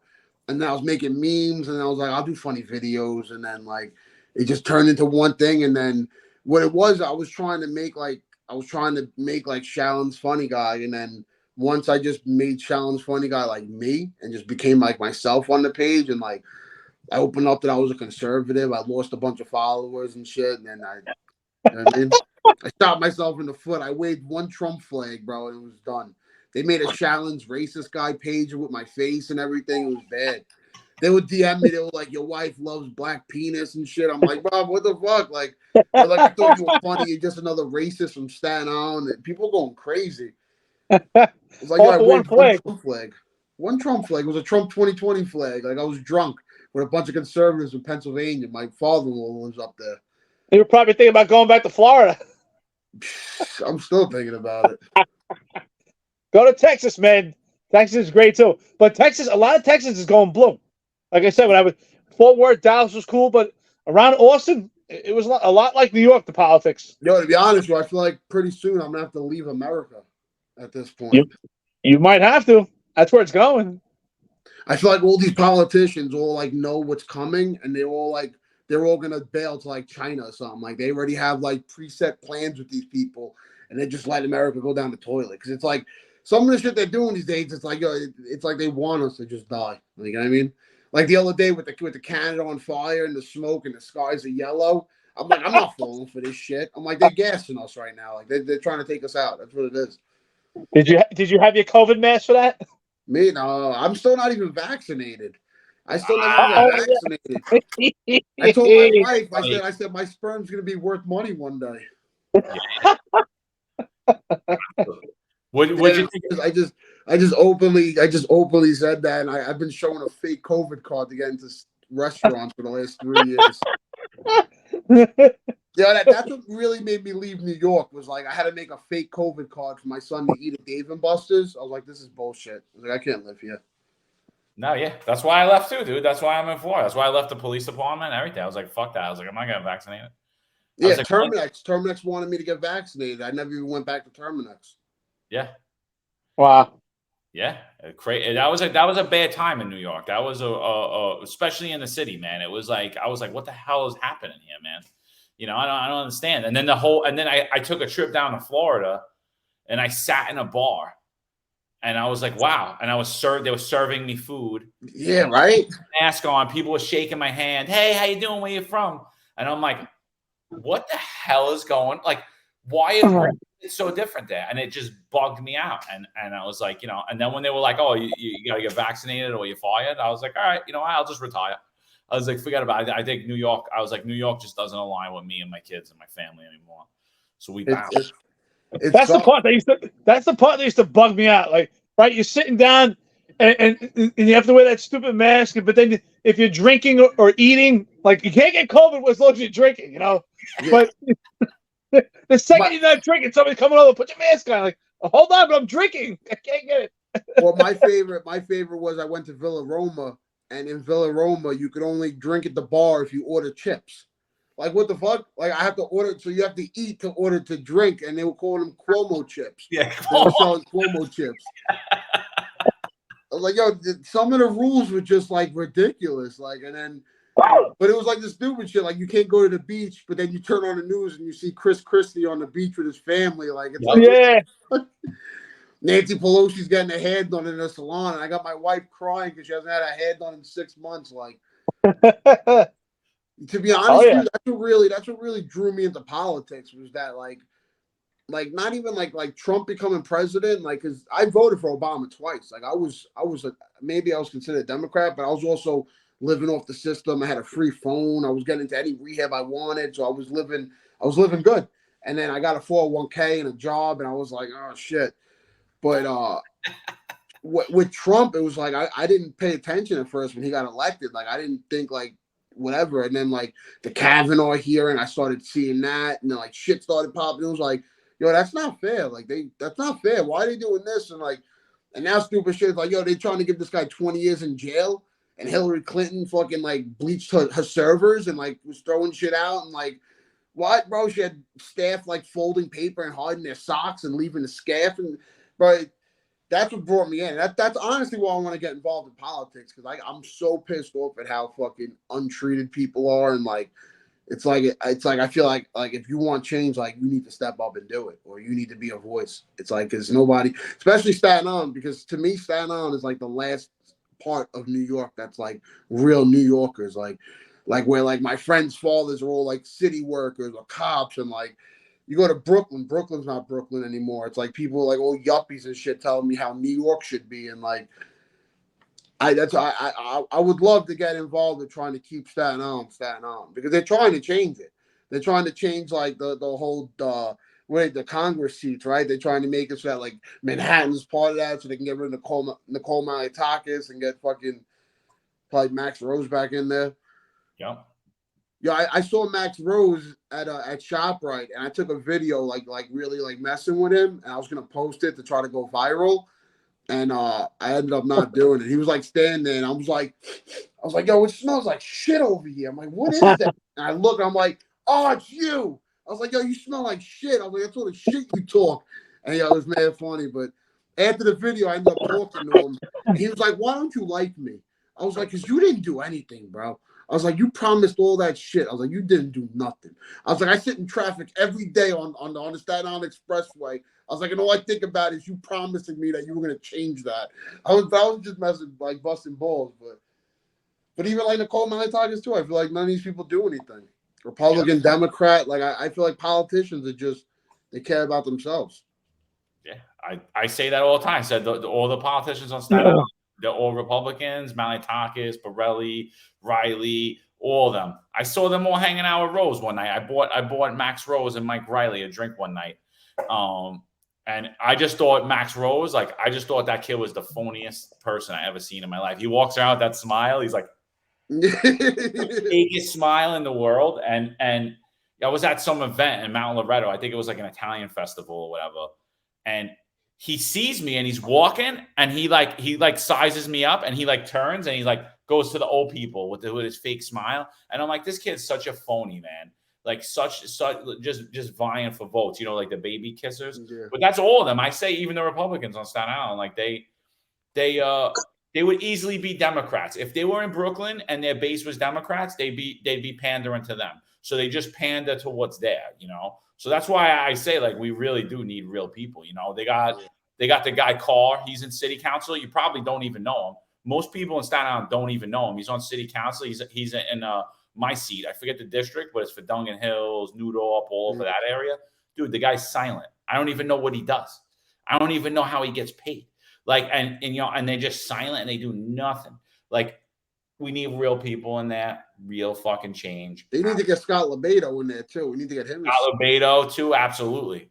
Love Scott. I call him Uncle Scott. I saw him at the Memorial Day parade. I take my kids to all the parades like that they do at like Forest Avenue. So we went to Memorial Day one. He came walking. I was like, "Yo, Uncle Scott." I was like, "I'm taking a picture with the kids." And he walks around with his cup, like with his scotch and his cigarette. I love it. I'm like, yo, he's the man. He really is. But even like I post him. People bug out. Like, I posted he did that video in Target, and I shared it on my story, and like people messaging me like bugging out on me. It's like, yo, calm down. Like it's just, well, people don't like my jokes. Like I make jokes about certain things, and people just don't like it. You know what? There's something you said though that I love that you said that. It's so true because, like I said, I lived in 4 boroughs. The only borough I never lived in was Manhattan. But that's why sometimes I'm in Florida right now and people ask me if I miss New York. And I say I miss the old New York. And you saying that Staten Island, and I did feel that, you know, it really is like the last frontier when it comes to the boroughs. It's the last one left where you have the grassroots New Yorkers. I mean, some of the other boroughs would probably not say so, but I agree with you. You have the real New York City kids in Staten Island, but it seems like that's going away too. Yeah, I think so. You see what they're doing to like Bay Street and everything? They're making all these condos. Now people, like, you have to be rich to live on Bay Street. I hope it doesn't go that way, but I feel like it's gonna. I hope the South Shore stays the way it is, though. Like, you got the Italians watering their concrete in front of the house. It's awesome. Don't they call that Italian grass? Yeah, there you go, the Italian grass. I posted that video recently. Was it yesterday? The Italian guys on Staten Island, and somebody actually messaged me and told me I have to take it down because I didn't get permission from one of the old guys in the video. But it's 4 old Italian guys, and they're like, super salt, blood pressure, mozzarella, Bensonhurst, and they're all like going back and forth. I saw that one. You had like the words. I saw that. And somebody messaged me. They were like, "Yo, this guy wants you to take it down." It's like, oh my god, man. People so uptight. Who contacted you, man? Yeah. you got a phone call and said we're gonna have a sit down. You're like, oh, all right, I'm good. Yeah, you'd be surprised. Like I made a video about that girl Angelina from Jersey Shore. Yeah. She ended up contacting me. She was like, "Take the video down." I was like, "Cash out me $500." I was like, "Pay me $500. I'll take the video down." I had beef with Karen Gravano because I made a joke about her dad. She ended up posting me, like going at me. It was crazy. Oh shit! People are just too sensitive, dude. People That's so funny. I troll though. I'll say like Staten Island got the best pizza and bagels because I know I piss off other people in other boroughs. Like they get involved. Like now I'm looking for influencers from each borough because every night I want to go live with someone from a different borough and just debate back and forth on why my borough's better than theirs. Like it's gonna be like I'm trying to make it cool to be from Staten Island again. Like I'm trying to and it's working because people people reach out to me. They're like, "Yo, my girlfriend showed me a video. Like, yo, look at this kid from Staten Island." Like people from other boroughs are starting to see me and shit like that. So I'm trying to just big up Staten Island as much as I can. Listen, Staten Island does have the best pizza right now. I don't care what anybody tells me. You know what it is? Like Brooklyn has a lot of good pizzerias, but I feel like Staten Island for where you could stop at any pizzeria and your chance of getting good pizza is more higher than another place. Like Manhattan, everybody's got dollar slices. There's no way those dollar slices are good pizza. That's fake cheese. With prices. That's fake cheese. That stuff's terrible. Yeah, terrible. Really Manhattan is terrible. Have you been in Manhattan recently? Bro, weed shops on every corner. It's just it's a shit show in there. I tell people that too. I'm like, yo, Manhattan is just a homeless person wearing a Gucci belt. That's what Manhattan is. And people don't believe me. It's like, yo, it's a fake. It's not real. It's not really like, I mean, there's some areas, like I'm sure the rich parts of Manhattan, but the lower side are terrible. Hey Nick, if you were gonna send Dave Portney from Barstool Sports over to Staten Island, what pizza spot would you say is the best? I gotta say Nona's in Great Hills. Nona's. I mean, everybody says Danino's. I don't want to go to the go-to like Danino's or Brothers. I did a competition recently for the best pizza from Staten Island. It was a battle to Shaolin Pizza, and Brothers Pizza is the one who won. Majority of the island voted for them. The grandma pie there? Yeah. They're cool. Good. They're cool. They invited me down. I went down there. I took some pictures with them. They sent me home with food for the family and shit. Yeah. They're really good pizza. There's tons of good pizza though. Like Lee's is good. It's a different type of pie. You know, like there's all different types of pizza on Staten Island. Like there's a spot called El Forno in Pleasant Plains. They make a better upside down pie than L&B. Same thing with Lorenzo's. Lorenzo's in Dungan Hills. They have an upside down pie that blows L&B out of the water. Hey John, you remember a couple years back? I'm not sure if you know about this, Nick. You might know, especially if you're into pizza. A couple years back, right? There's two brothers that own it. I think they live in Huguenot, in houses right next to each other. One was filed by a gunman. He was robbed and shot right in front of his house. I think you must have been working there, right, John? Yeah. Oh yeah, he was. I think it was Ciro's, right? There was a guy from Brothers. Oh, it was from Brothers. The guy was from Brothers. And Ciro's though, they lived by Ciro's then. Yes. They were in Huguenot, right? It happened in Huguenot, right? Yeah, but they followed him from the pizzeria. They followed him. I think it was a couple gunmen trying to rob him, and they shot him in front of his house. I think the two brothers lived right next to each other in Huguenot. Oh shit. Yeah. John, you must have knew about the job. You know what's crazy? I went to high school with that kid who killed that Gambino mob boss in Toad Hill. What was that? Was that a hit or was he really crazy? Nah, bro, the kid was out of his mind. Like a week before that, he was trying to recruit people to go to Nancy Pelosi's house to arrest her. Yo, the kid was out of his mind. Like he was crazy. But he wasn't always like that. Like he was a clean-cut Italian kid in high school. And like the years when Trump became president, I guess he just went over the deep end. He had another Instagram that was like a fake Instagram with like all like political stuff. And then it was like, yo, he killed the Gambino mob boss, and everybody was like, yo, what the fuck? And yeah, and then he was in the court. And he wrote Trump on his hand or something like that, and it was like the QAnon symbol and whatever it was. Yeah, that kid, it definitely wasn't a hit. He definitely has nothing to do with the mob, though. Definitely not. I'm gonna get a little QAnon now. What do you think that smoke was? Because I was like, I don't see no videos of fires. Yeah, no firemen there. Nobody. We don't see any like the main like branch of the like the firefighters in Canada said they were on standby. They never went to the fires. Like it was yellow. Why was everything yellow? I don't get that. Like the sky, everything was yellow. I feel like with smoke, it would be great. No, like why was everything yellow? I don't know. But like I said before, I don't trust it. I don't trust it at all. I don't trust any of this. What do you think, Eric? You know what? Listen, I don't want to sound like a big conspiracy theory, but it sounds like bullshit to me.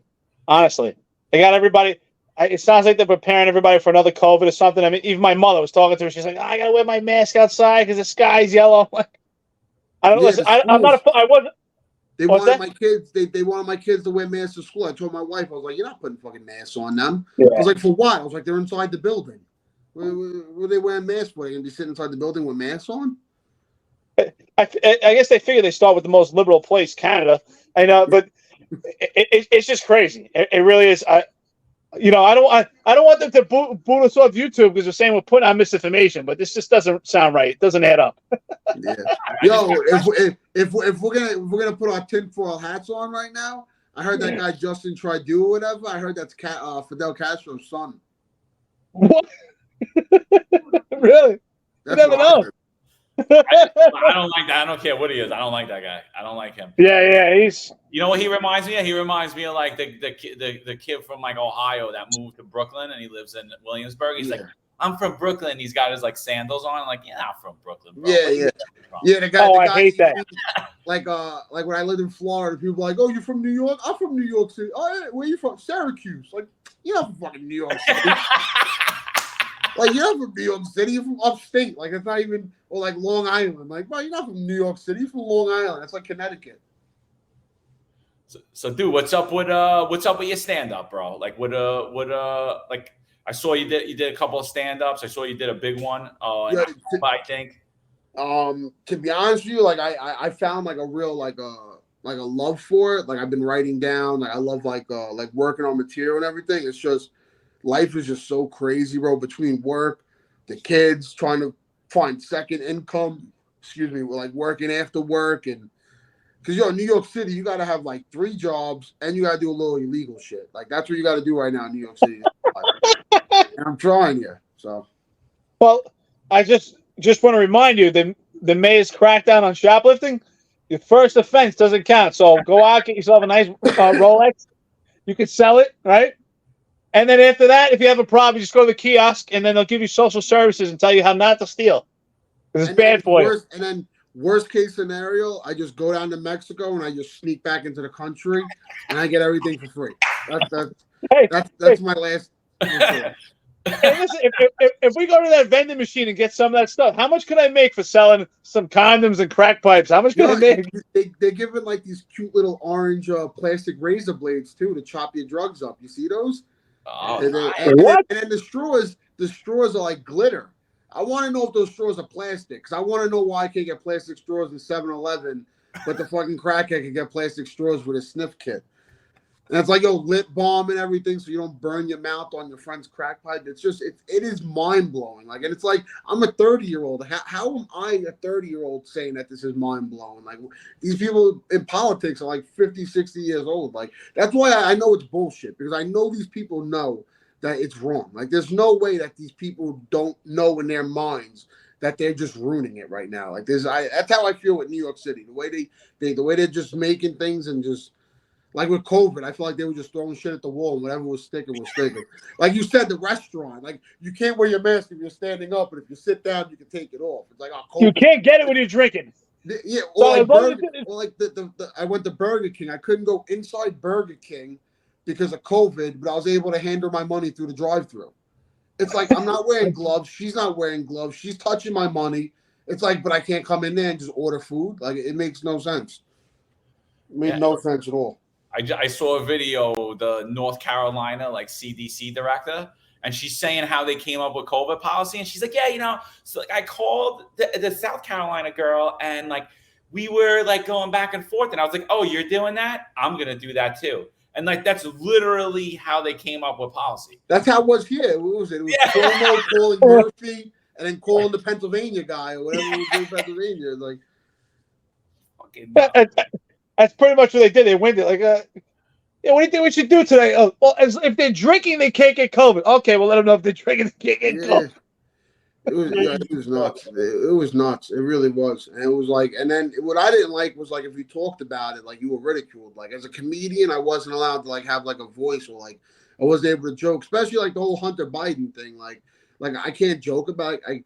It's just retarded. I did a video when Biden got elected, and it was like Hunter Biden like doing a line, and like he stood up. He was like, "Oh my god!" Like the inauguration was today, and like they took it down because they said I was promoting like drug use. But it's like, come on, like you kidding me? There's kids like taking Xanax on Instagram, and they're able to do that. But it's like, I did the video about Jeffrey Dahmer. I said he was killing gay people, and I got banned for promoting violence against the LGBTQ community. It's like, what? Netflix just made millions of dollars off this docu series, and I can't even talk about it. Like, the shit made no sense. Yeah, no, they hate real stuff. I mean, if I was a liberal, I'd be a millionaire right now. If I was a liberal making jokes about Donald Trump, I probably would have went viral. 100%. You'd have millions of followers. You'd be on every news station. You'd have funding from everybody. They'd be funding you just to push that narrative. There's so many influences right now on the left that they're told what to say, and it's It's why we were actually talking about that too. Me and Eric, we were saying we want to get a retired guy on here, a retired cop, and we want him to just go totally left. And we're like, I guarantee he blows up. He says like all anti-police shit. They'll be on CNN. He'll be on everything. You know, like I'll get called on the news sometimes. Eric will get called, but they're like iffy with us because they know we're gonna say what we think. You know what I mean? Yeah. So it's like, it's, you know, if they don't want to hear it, they call the other guys. You know. So, Yeah. They'll speak to us and like, we'll give them a quote, John or myself, and it's the truth about police. Like, is there anything else you can say? Like, no, that's it. We know pretty much in that quote. That's like, all right, exactly. Let's call the guys that say, oh, give the cops a hug. Be thankful. I tell the truth. Like, listen. Bottom line is these cops are pussies. Or no, these cops did a good job. Next. Yeah.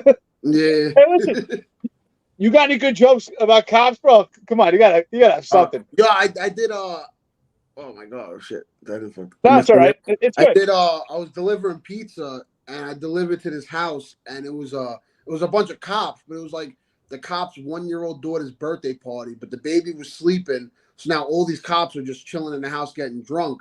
So the guy at the door, he was like, yo, he's like, you're the guy from Instagram. He's like, come inside. So I walked inside, and he was like, yo, look, it sounds funny guy. And everybody was like, oh, he's pro-police. Like, they're all cool, whatever. And I was like, yo, fuck. I was like, I should have left my drugs in the car. And, like, they were laughing. And then they were like, let's take a shot. I was like, yeah. I was like, you guys, I could drink and drive? I was like, you guys are saying it's okay right now? I was like, we'll take a shot. And then I was like, everybody got their gun on them? I was like, I got my gun on me. Yeah, it was mad. I was just joking with them, but they all love me. But it's like I like that because like when I see cops out in public, I bring like my kids, they'll let them jump in the cruiser. Like I seen one kid that I grew up with. He was like, yo, like your son jumped in front of Target. He had my son in the cruiser hitting the buttons and shit in the Explorer.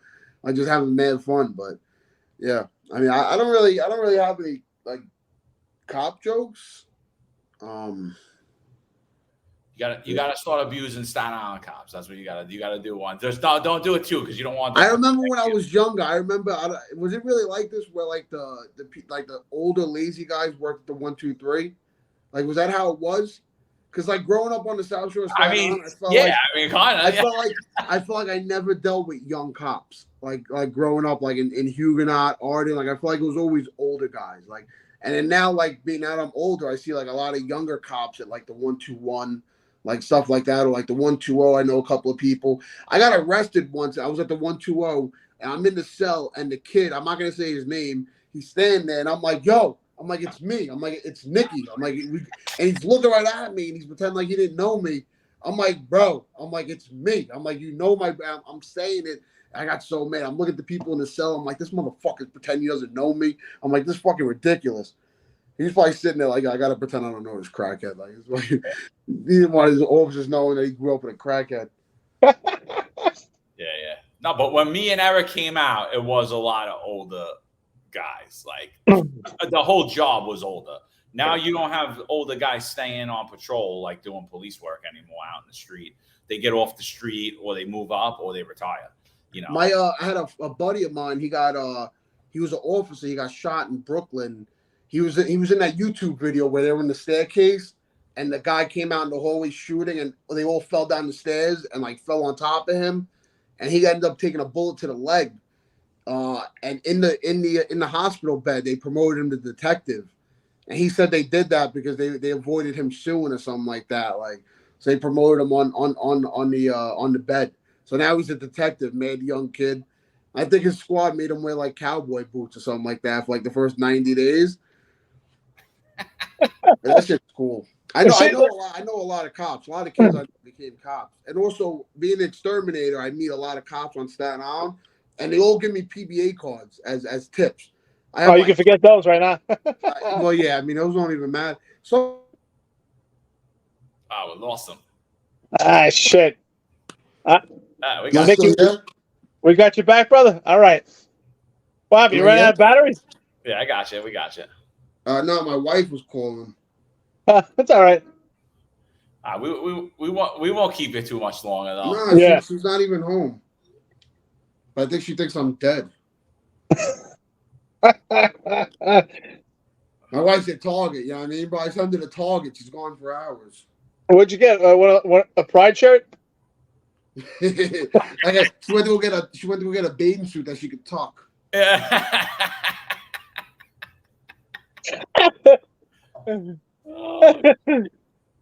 Oh my god, Funny dude! shit. Listen, Yeah, I really Target's appreciate. crazy.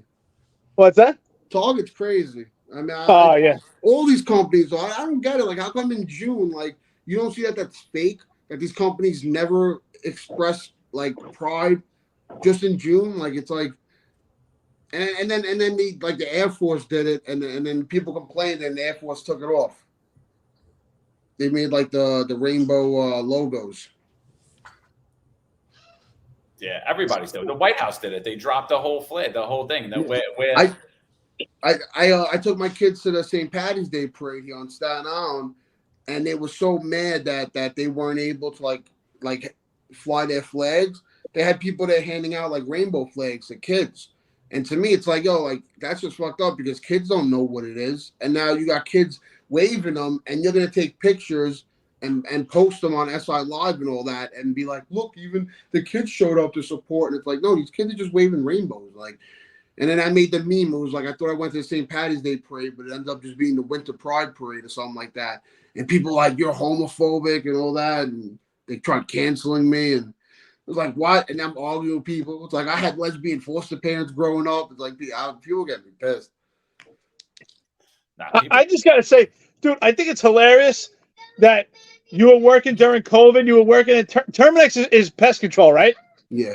So you were working Terminix and you had to be vaccinated to do pest control? That's pretty funny, like, honestly. Yeah, no, you had to be vaccinated. It's because it's a company. I think it's the rule was like if they had like over a certain amount of employees, they were able to do it.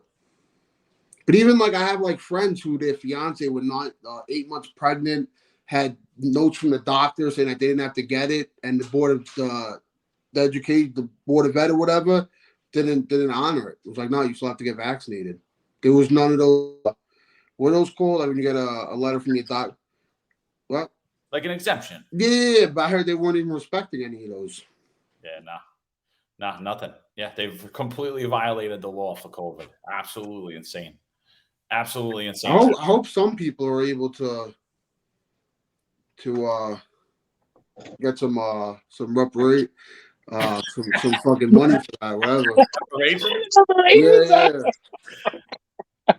I know certain people are getting those, but now you're gonna have to do jokes about reparations. Yeah, I should have quit my job during COVID, but I would have made a killing on unemployment.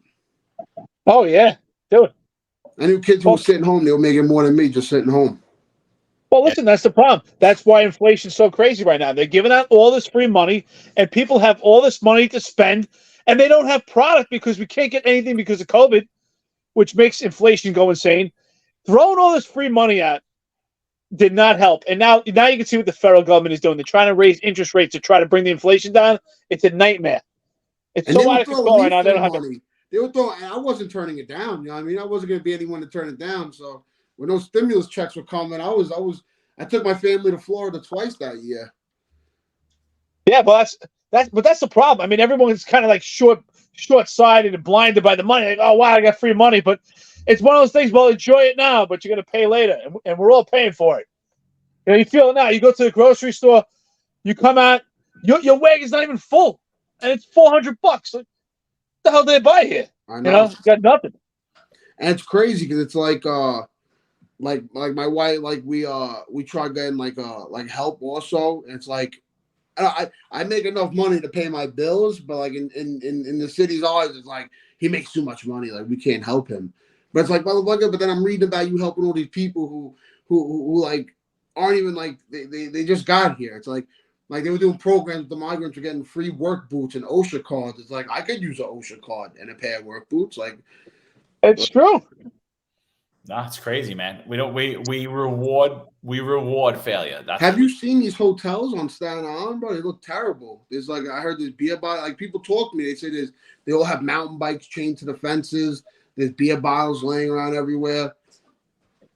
I haven't been to Staten Island in a while, but That's quite interesting. I love if you go out there, if you take pictures, I'd love to see what it looks like. I'm curious. Yeah, that's a shame to hear that. Yeah, I'll be back all July. I'll be there, so we'll meet up. We'll go to the homeless shelters. Oh yeah, use a boat out of here, right? Yeah, I bounced too, but I'm back and forth, so I'll be back all July. So I'll be back. What part of Florida are you in?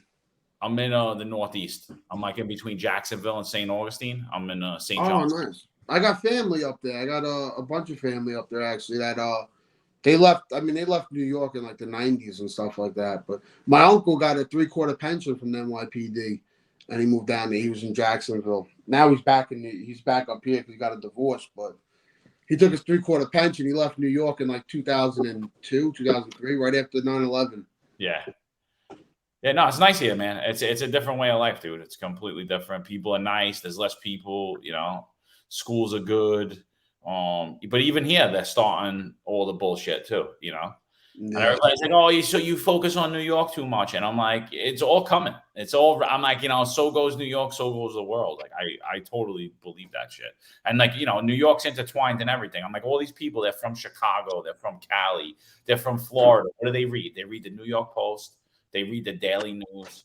You know, they don't read the fucking Chicago paper, whatever that's called. Like, they read about New York City, like, because that's where it's at. Like, it's the center of the world. It really is. And it's a shame to watch what the hell's happening there. It really is. Yeah. John, I totally agree because, like, Florida, what I noticed, no one's really from Florida. Everyone in Florida is a transplant. So if anybody should be paying attention, it's Florida because they get in politics from everywhere. You're seeing it. Yeah, well, I was down in Florida. I worked at a diner, and I think there was only one person in that diner that was born and raised in Florida. Even the owner of the diner was from Queens. The other cook was from Illinois. The other guy was from, I think he was from Georgia or something like that. Like, everybody's from different areas. Yeah. It's all transplants. Yeah. So Nick, what can we do to support you? I know you got your own clothing line. Like, you know, why don't you tell our viewers? Like, you got the Staten Island, and if you hit the bio on my Instagram, I got defund. I got like the defund Easy Pass shirts. It says defund. I couldn't put Easy Pass because I didn't want to get sued, but it says defund in the Easy Pass like font. Yeah. I got that. I got the Staten Island. I got in order to reach your dreams, you must survive your nightmares. That's a quote of mine. You hit the link in the bio of my Instagram, Challenge Funny Guy. And that's really, I mean, I don't really do like my own merch. Like, I do that with like a partnering with a local brand. Yeah. He takes care of everything. But yeah, that's really, I'm trying to set up like dates coming up, like stand up and stuff like that. It's just hard with life. Yeah. You know? Yeah. Well, I took a break for the holidays, and then it just like the holiday stress just expanded, and then it was just like, fuck. What if someone does want to book you for an event? Could they reach out to you on Instagram? Yeah. Well, everything's on my Instagram. How to email me. You can DM me, message me. It's all right there. I do everything. Like a host. Really anything. You know what I mean? And I'm a good exterminator too. If you know anybody has any bug issues. Oh, you probably would do well in Florida, dude. There's bugs everywhere in Florida. I did it down in Florida. I was doing exterior lawn treatments. It was terrible. Fucking 110 degrees. I was sweating with a big hose wrapped around me, trying to wand off the. The unit is they don't pay as much as New York does. It's hard. So you work harder for less money. Listen, if you want to move back, we'll start our own business. Forget working for people. That's what I did. I just started my own stuff down here, you know. Yeah, I have a friend who moved down there. He left the MTA because they wanted him to get vaccinated, and he ended up getting a loan from a bank. He bought like a bread route with a truck and started doing his own thing and hit the ground running down there. You know a lot of people with bread routes, huh? Yeah. Right? You know, I'm from New York City. We need like 6 jobs. I know everybody got our hands in everything. No, dude, you give me like flashbacks. What? I remember those days. It's great. You know, I give me like flashbacks. I've been, you know, I'm living the RV life, and I've been in Florida now close to a year. And you know, of course, I got my car with me too. We drive around, but you know, it's a different feel. It is. I love it. Don't get me wrong. I love it, but it's a different feel. You never have to look for parking. There's traffic sometimes, but I feel like people don't argue in traffic. In a weird way, I kind of miss it. It's kind of funny in New York when people argue about traffic. Nobody here does that. Like, everybody's so nice. Like, they let you go. In New York, they're fighting over like a little bit of inch just to get in, to go nowhere. Like, what are you fighting over, right? Yeah. Or the left lane in Florida has no speed limit. Like, these people out of their minds in Florida. That is true, man. They fucking. It's nice down there, though, bro. You don't have to pay to get off every exit off the highway, or every bridge you cross doesn't cost $13. Like when we drove down there, I think once you pass like Virginia, like you don't even use your Easy Pass anymore. Like there's no tolls, and then once you get to Florida, there's a couple of those Sun Passes, but yeah, but they're cheap. They're like 50 cents, 20 cents. Yeah, it's regular Nothing stuff. big. And it's crazy too because you don't even pay state tax down there. The housing market got crazy here, though. It's not like it used to be. No, I know. Right before COVID, I was looking at like 3 bedrooms, like 220. Now they're going for like 450, 500. It's nuts. Port St. Lucie, really? House down there right before that. Port St. Lucie blew up. That area got so big. They're building right behind my in-laws in Port St. Lucie. They're building Central Park. Like a miniature version of Central Park, and like there's different communities around it. They just opened up a spot called Two Fat Guys from Brooklyn. You get your fresh mozzarella, your Manhattan specials. It's crazy. When I moved down there, I had to search everywhere for a Manhattan special. It took me so long to find one down there. And that's all I want. I love my Manhattan specials. I haven't even found it. Two Fat Guys in Port St. Lucie. They make like the thick New York sandwiches. They have the rolls, the heroes. Yeah, they don't make hoagies. They make heroes. Yeah. That's right. Yeah, I used to say hero. And people like, what do you want me to put a cape on the sandwich? It's like it's a hero. I'm not saying hoagie. It's a hero. Yeah, and they don't know seltzer either. If you say, "Oh, could you put a seltzer and vodka, or just let me get a seltzer with lemon?" They're like, "What?" Yeah. So John, that's so true. Yeah. Every time I ask for seltzer, they're like, "What?" I'm like, I gotta get club soda. Yeah, it's calamari. It's not calamari. Yeah. Yeah. Well, what about the sandhill cranes? You can't even smack one of those birds. The sandhill cranes. Yeah. You just gotta let them do whatever they want. They're like protected by the state. Yeah. Everything. Free range. Alligators, bro. Even the alligators they love here. They're like, hey, leave it alone. It was here before you. Yeah. Here probably was. Well, yeah. Yeah, it was nice down there. It was definitely it's the area's a lot nicer than New York. Just like driving and seeing like the views, and like they paint their electrical boxes, like they make them more beautiful and everything. And I was right by where the Port St. Lucie Met Stadium was. And it's cool because you pay like $6 and you get whatever seat you want. It's like first come, first serve. In New York, it's like you go to the Ferry Hawk game, you got to pay extra money to sit behind the fucking home plate and all that. So Florida was cool. Like, and not everything's about money. They had like fairs with like SWAT team, and like you can go watch like free things that weren't money. With the demolition derbies they were doing. I never even seen one of those when I went to Florida. Cars were blowing up and shit. They're nuts down there. Yeah. So Nick, I don't want to hold you all night, brother. We've been going an hour and a half. Yeah. I really appreciate your time, dude. I appreciate you being open with us. Yeah, man. I appreciate you guys having me on. It's been awesome.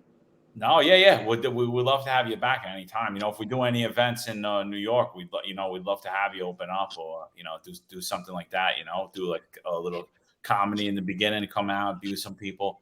Yeah, just pay me in PBA cards. You know what I'm saying? Yeah. You don't want to. You might get a ticket. You know what somebody told me? Somebody told me if you get pulled over now, you got to stick the PBA card out the window before the cop gets out of the car, because they turn their body cam on. So like you got to try to get it. You got to try to get them to see it before the body cam turns on, because once it's on, I heard that they can't like accept it anymore, because they're not allowed to show favoritism. Like you need to go watch our last episode. Not actually 2 episodes ago. We actually talked about this. I don't know if you heard about it. There's a cop on Staten Island right now who's suing the police department because he's writing tickets to people that have PBA cards, and supposedly he's getting pressure from the union and the higher ups on the job. We just did an episode about it. I wonder if you know the kid. He's on Staten Island. Oh, you know what's funny? I commented on that on the SI Live, because I said the only people that complain about PBA cards are the people who don't have PBA cards. There's the only people that complain about it. Why you got to ruin it for everybody else? Yeah, I tell you, this might be a thing of the past. After this case, you probably won't see him anymore. John, what's your prediction? You think it's over? I think it's over. I mean, I don't even like that cops are saying that. I mean, like, why can't you just not write someone a ticket? Give them your license with the PBA card. Here you go, sir. Sorry. That's how I do it. I put it behind the license. I hand it with the license. I don't say anything. I just hand it with the license. I just think the younger generation's brain doesn't work too good. I think the camera got people scared, and it dehumanized cops. It really did. It dehumanized them. They really are starting to get like a robot to them. Oh, it's on here, and they can't think, even the things that they're doing. I don't know if me personally, like I said, PBA cards never really carried any weight for me. Because I was like, if you're a good person, you don't even need a PBA card. Like I'm not, and I didn't write tickets for bullshit. Like I just did it. Yeah. Like I didn't care. I wasn't going to write somebody for a cell phone ticket or doing 5 miles over the speed limit. So it wasn't like ever really a thing for me. I wouldn't pull over someone that didn't have a PBA card and like for nonsense and give them a ticket. Yeah. I just think it's this whole generation. Like do you go out to eat a lot? I like to go out to eat. And I just think this whole generation is fucked up, honestly. Excuse my language, but sometimes I go out to eat and I'm like, listen, like people just can't think. They can't. Like, I'm like, can I get this burger without cheese? If it says it has cheese, they're like, they start getting flustered. Like, no. Like, what do you mean no? Just don't put the cheese on there. But they can't think outside the box. Like, it is what it says, and that's it. It's just crazy to me. Or it's like you ask for an extra sauce at Wendy's and they look at you like, like what? Just give me an extra barbecue sauce. Like well, it's not brain surgery. Right, because exactly. That package gets 2. And that guy's like, oh my God, what do I do now? And you go to like Target and shit like that. Everything's self-checkout. You got no more cashiers. Yeah, crazy, man. That balls me. And then I'll tell you the biggest thing, and it's the dumbest thing.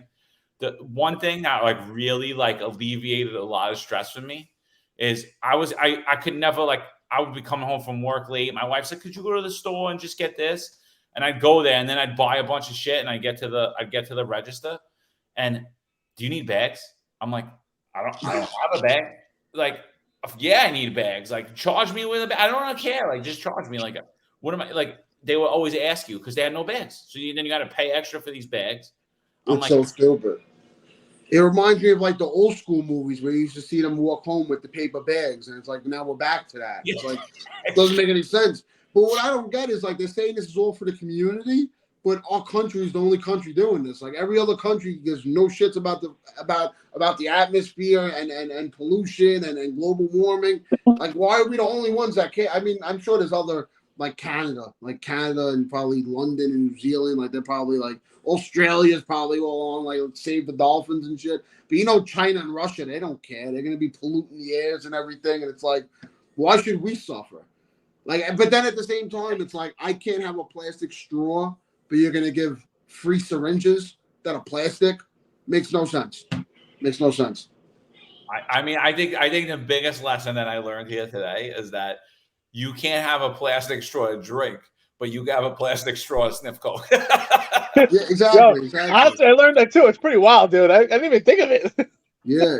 And it even comes with, they look like little kid, like Play-Doh razor blades. When a kid buys like a Play-Doh set, it comes with the fake tools. They're little orange, like plastic razor blades to like chop up your stuff. You know what I mean? Dude, this is like, that's what I'm saying. This is like, I leave the ingredients on your your kitchen counter to make a cake. But then I tell you, you know what? Don't make a cake. This is like, don't do drugs, but let's give you all the ingredients you can do it.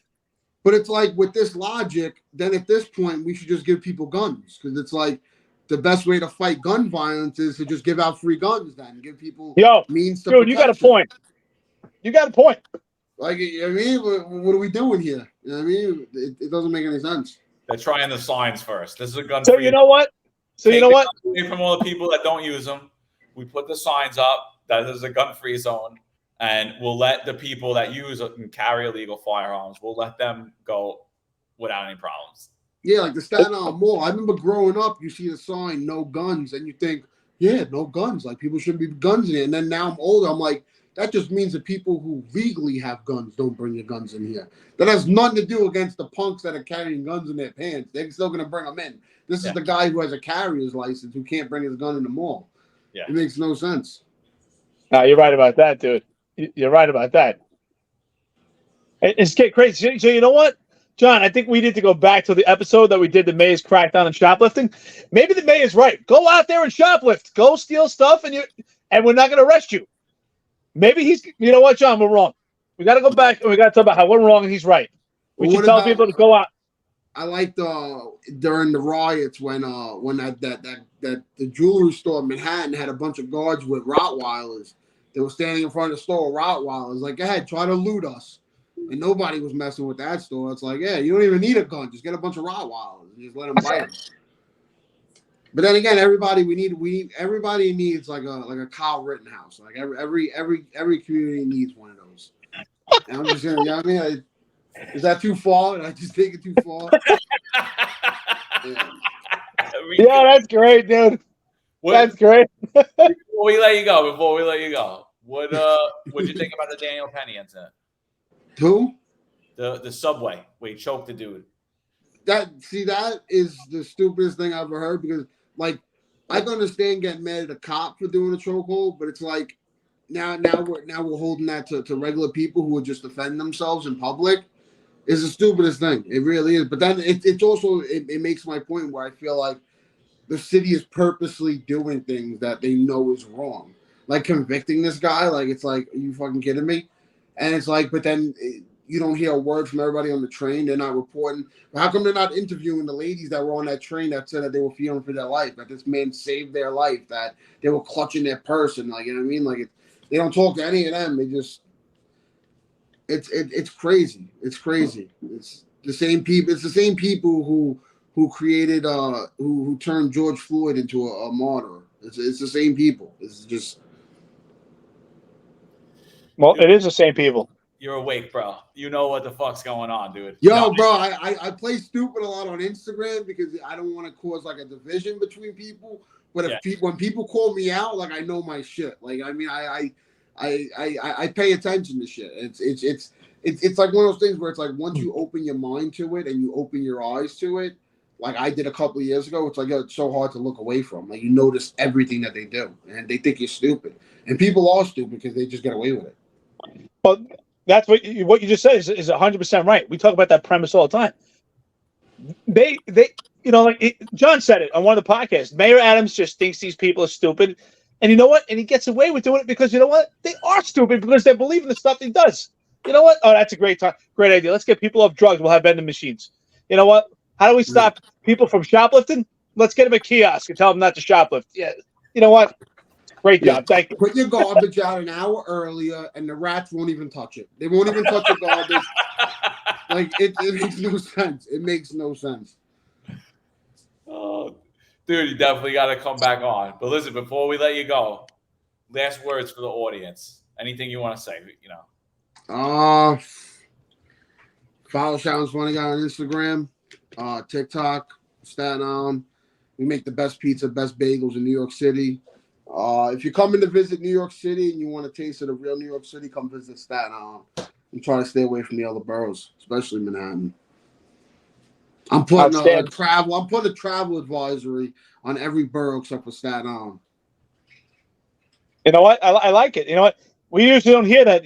There's right, because most of the time when tourists go view New York City, Staten Island's kind of last place, and most of the people take the ferry, they get off, they look at it, and then they get right back on. So we need a guy like you who's gonna, broaden out the tourism. I'll start running tours. I'll get a tour bus. I'll drive through Park Hill. I'm like, that's where the man grew up. You can take it to Village Greens. Yeah, I'll take you right through VG Park. Like, boom, that's where they used to chase me up the steps. But I like Village Green because if you were on Nedra Lane and the cops came down Nedra Lane, you ran through the gates into Hampton Green, and the cops couldn't get through that gate because there was a pole there, so the car couldn't go through. And by the time they jumped out of the car and started running, we were already out. So we used to always have like different areas of Village Green to run. Well, like Aspinalls, they had the back alleyways over there, so you were able to get away from cops. Did Did John ever stop you? Maybe, I don't know. I Maybe. definitely had to 100%. Maybe. I Oh my don't- God, I remember the name Sinclair. Officer Sinclair. Was it Sinclair? Nah. No, was it Sinclair? Shit, maybe not. Stay on with me. I'll tell you the name. Stay on with me. Yeah. Stay on for a second. All right, ladies and gentlemen, thanks for tuning in. Eric, you got any last words? Absolutely. Listen, Nicky, it's a pleasure meeting you. Nicky Santora, Shalin's funny guy. What a pleasure. Your story is great. And I really appreciate you being so humble to tell the ups and downs of your life. And it's great to see that you're so positive. And you know what? Can't judge a book by its cover. You're a lot smarter than most people think you are. You're awake. You see what's going on here, and you experienced it. And that's the best part. And you know what John said before? I learned something today. You reflecting on the plastic when it comes to the ideology, comparing someone who's thirsty, to someone who's doing drugs. I mean, honestly, it's crazy when you think about it. So I just want to thank you. It's been a pleasure meeting you. I appreciate that. You're better in person, brother. So thank you. Yeah. Listen, so you guys, guys, it's been awesome. Guys, three dumb guys, the three uneducated guys with our eyes open. We're asking questions. We're not saying nothing. We're just asking questions. Where are the witnesses? Why this? Why that? That's what we're doing. Beating the fake news. Thanks for tuning in. We're going to take a word from our sponsors. Just let them know. Find us Unfiltered, Cynthia. Law enforcement professionals dedicate their lives to serving and protecting our community. But who's protecting their financial futures? That's where Laidlaw Blue comes in. Our wealth management platform is specifically designed for the law enforcement community. Laidlaw Blue is a division within Laidlaw Wealth Management, run by retired New York City detective John McDermott. His status as a retired detective uniquely positions him to establish a deep connection between Laidlaw Blue and the law enforcement community. Our platform is easy to use and provides a range of financial services, including investment management, retirement planning, and insurance solutions. With Laidlaw Blue, you can secure your financial future and provide for your loved ones. Our team of experienced financial advisors understands the unique challenges and opportunities that law enforcement professionals face. We're here to help you navigate the complexities of financial planning and achieve your goals. Laidlaw Blue. Secure your financial future today. Book a meeting using the QR code displayed or call us directly on 888 901 Blue. That's 888 901 Blue.